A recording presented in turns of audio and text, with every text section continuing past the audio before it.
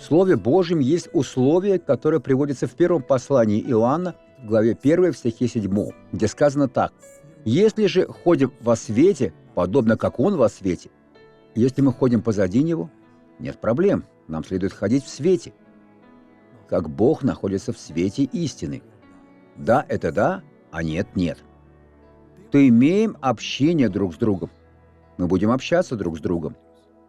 И кровь Иисуса Христа, Сына Его, очищает нас от всякого греха. Эта кровь хочет вас сейчас очистить.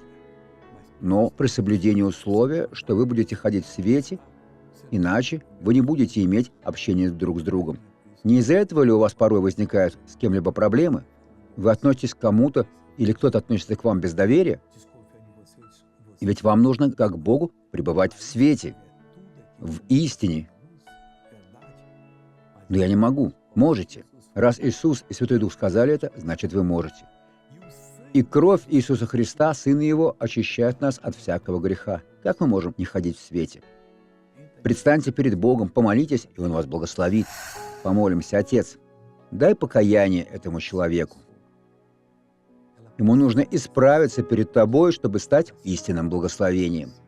И он будет щедро благословлен. Благодарю Тебя, Господь. Я молился во имя Иисуса и говорю: примите во славу Бога.